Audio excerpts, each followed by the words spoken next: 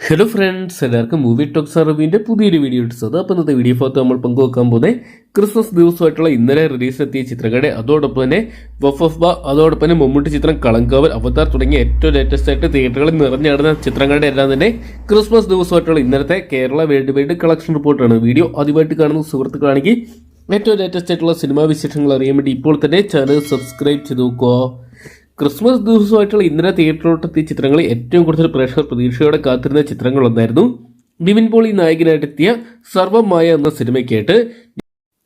നിവിൻ പോളി കേന്ദ്ര കഥാപാത്രമാക്കി സത്യനന്ദിക്കാടിന്റെ മകൻ അഖിൽ സത്യൻ അണിയിച്ചൊരുക്കിയ ചിത്രമായിരുന്നു സർവമായ എന്ന് പറയുന്ന സിനിമ. ചിത്രം ആദ്യ ദിനം കേരള ബോക്സ് ഓഫീസിൽ വൻ തരംഗമായിട്ട് മാറിയ നിവിൻ പോളി അജു വർഗീസ് കോംബോ തിയേറ്ററുകളിൽ വർക്കാവുകയും നിവിൻ പോളിയുടെ വലിയൊരു തിരിച്ചുവരവിന് വഴിയൊരുക്കുക ചെയ്തിട്ടുണ്ട്. ചിത്രം ആദ്യ ദിനം കേരള ബോക്സ് ഓഫീസിൽ നിന്ന് മാത്രം 4 കോടി പിന്നിട്ടതായിട്ടാണ് ഏറ്റവും ലേറ്റസ്റ്റ് ആയിട്ടുള്ള കളക്ഷൻ റിപ്പോർട്ടുകൾ സൂചിപ്പിക്കുന്നത്. വേൾഡ് വൈഡ് ബോക്സ് ഓഫീസിനായിട്ട് ചിത്രം 6 മുതൽ 7 കോടി രൂപ വരെ സ്വന്തമാക്കി ക്രിസ്മസ് ചിത്രങ്ങളിൽ മുൻപന്തിയിൽ നിൽക്കുന്ന ചിത്രമായിട്ട് സർവമായ എന്ന് പറയുന്ന സിനിമ മാറിയിട്ടുണ്ട്. അതോടൊപ്പം തന്നെ ഇന്നലെ തിയേറ്ററിലോട്ട് മറ്റൊരു ചിത്രമായിരുന്നു ആഘോഷം എന്ന് പറയുന്ന ചിത്രം. യുവതാരങ്ങളും സീനിയർ താരങ്ങളും കേന്ദ്ര കഥാപാത്രമെത്തിയ ചിത്രമായിരുന്നു ആഘോഷം എന്ന് പറയുന്ന സിനിമ. നരേൻ, ധ്യാൻ ശ്രീനിവാസൻ, വിജയരാഘവൻ, അജു വർഗീസ്, ബോബി കുര്യൻ, രഞ്ജി പണിക്കർ, ഷൈജു ശ്രീധർ, ജെയ്സ് ജോസഫ് തുടങ്ങിയവരെ കേന്ദ്ര കഥാപാത്രമാക്കി അമൽ കെ ജോബി ഡയറക്ട് ചെയ്ത ചിത്രമായിരുന്നു ആഘോഷം എന്ന് പറയുന്ന സിനിമ. ഓണത്തിന് സാഹസം എന്ന് പറയുന്ന സിനിമ ഇറങ്ങിയതുപോലെ തന്നെ പൂർണ്ണമായിട്ടും ആഘോഷ തിമിർപ്പിൽ അണിയിച്ചൊരുക്കിയ ചിത്രമായിരുന്നു ആഘോഷം. എന്നാൽ ചിത്രത്തിന് വലിയ രീതിയിലുള്ള ഒരു കളക്ഷൻ സ്വന്തമാക്കാൻ സാധിച്ചിട്ടില്ല. ചിത്രത്തിന് ആദ്യ ദിനം കേരള ബോക്സ് ഓഫീസിൽ ഏകദേശം 5 മുതൽ 6 ലക്ഷം രൂപ വരെ മാത്രമാണ് ക്രിസ്മസ് ദിവസമായിട്ടുള്ള ഇന്നലെ സ്വന്തമാക്കാൻ സാധിച്ചിരിക്കുന്നതെന്നാണ് പുറത്തുവരുന്ന റിപ്പോർട്ടുകൾ. എന്തൊക്കെയാണ് ചിത്രം വരും ദിവസങ്ങളിൽ ഒരുപക്ഷെ വലിയ വിജയങ്ങൾ തന്നെ സ്വന്തമാക്കുമെന്ന് പ്രതീക്ഷിക്കാം. അതോടൊപ്പം ഇന്നലെ തിയേറ്ററിലെത്തിയ മറ്റൊരു ചിത്രം നോക്കിയാണെങ്കിൽ ഹാൽ എന്ന് പറയുന്ന ഷൈനികം, സാക്ഷി വൈദ്യ, ജോണി ആന്റണി, ജോയി മാത്യു, മധുബാൽ തുടങ്ങിയവരെ കേന്ദ്ര കഥാപാത്രമാക്കി റഫീഖ് വീര ഡയറക്ട് ചെയ്ത ചിത്രമായിരുന്നു ഹാൽ എന്ന് പറയുന്ന സിനിമ. ഒരുപാട് പ്രതിസന്ധികൾ തരണം ചെയ്താണ് ചിത്രം ഇന്നലെ തിയേറ്ററിലോട്ട് എത്തിയിരിക്കുന്നത്. വലിയ ചലനം ചിത്രത്തിന് ഇന്നലെ ആദ്യ ദിനം സൃഷ്ടിക്കാൻ സാധിച്ചിട്ടില്ലെങ്കിലും മികച്ച റെസ്പോൺസുകൾ നേടിയെടുത്തിട്ടുണ്ട്.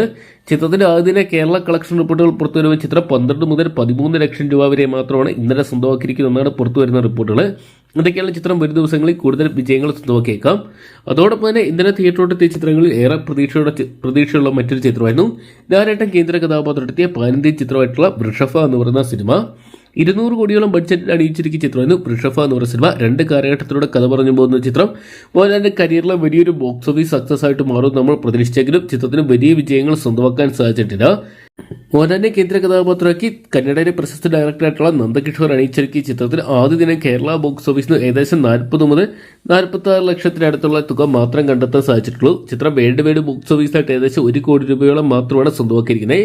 200 കോടിയോളം ബഡ്ജറ്റ് വന്ന പാനിന്ത്യൻ ചിത്രത്തിന്റെ വലിയൊരു പരാജയം തന്നെയാണ് ഇത്. എന്തൊക്കെയാണ് ചിത്രത്തിന് വരും ദിവസങ്ങളിൽ കൂടുതൽ കളക്ഷൻ നേടിയെടുക്കാൻ സാധിക്കുമെന്ന് കണ്ടുതന്നെ അറിയാം. അതോടൊപ്പം തന്നെ ഇന്നലെ തിയേറ്ററിലെത്തിയ മറ്റൊരു ചിത്രം നോക്കിയാണെങ്കിൽ ഉണ്ണിമുന്തൻ കേന്ദ്ര കഥാപാത്രമെത്തിയ മിണ്ടിയും പറഞ്ഞു എന്ന് പറയുന്ന സിനിമയാണ്. ഉണ്ണിമുന്തൻ, അപർണ ബാലമുരളി തുടങ്ങിയവർ കേന്ദ്ര കഥാപാത്രമെത്തിയ ചിത്രം ഡയറക്ട് ചെയ്തിരിക്കുന്നത് അരുൺ ബോസ് ആണ്. ചിത്രത്തിന് തിരക്കഥ എഴുതിയിരിക്കുന്നത് അദ്ദേഹം തന്നെയാണ്. മികച്ചൊരു ഫീൽ ഗുഡ് എന്റർടൈനറായിട്ട് മാറുമെന്ന് പ്രതീക്ഷിച്ച ചിത്രത്തിന് എന്നാൽ വലിയൊരു തുടക്കം നേടിയെടുക്കാൻ സാധിച്ചിട്ടില്ല. ഒരു ക്രിസ്മസ് ചിത്രത്തിൻ്റെതായിട്ടുള്ള യാതൊരു ചലനവും ചിത്രം സൃഷ്ടിച്ചിട്ടില്ല. അതുമാത്രമല്ല ചിത്രം റിലീസിലെത്തിയത് പോലും പലരും അറിഞ്ഞില്ല എന്നുള്ളതാണ് സത്യം. എങ്കിലും മികച്ച അഭിപ്രായങ്ങൾ നേടിയതുകൊണ്ട് തന്നെ ഒരുപക്ഷെ ചിത്രം വരും ദിവസങ്ങളിൽ കൂടുതൽ തിയേറ്ററുകളിൽ കൂടുതൽ ഷോകൾ കളിക്കാനും കളക്ഷൻ നേടാൻ സാധ്യതയുണ്ട്. ആദ്യം ചിത്രത്തിന് ഏകദേശം കേരള ബോക്സ് ഓഫീസിൽ നിന്നും 10 ലക്ഷത്തിന് താഴെയുള്ള ഒരു കളക്ഷൻ മാത്രമാണ് സ്വന്തമാക്കാൻ സാധിച്ചിരിക്കുന്നത്.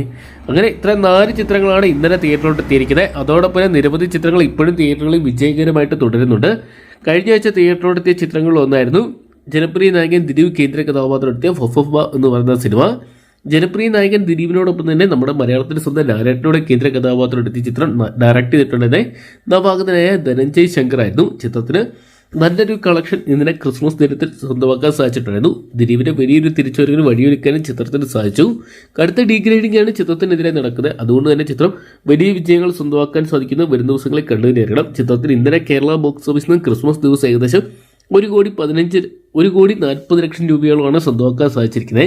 ചിത്രത്തിന്റെ ആദ്യ 8 ദിവസത്തെ വേൾഡ് വൈഡ് കളക്ഷൻ റിപ്പോർട്ടുകൾ പുറത്തു വരുമ്പോൾ ചിത്രം ഏകദേശം 42 മുതൽ 45 കോടി രൂപ വരെ സ്വന്തമാക്കിയെന്നും അറിയാൻ സാധിക്കുന്നുണ്ട്.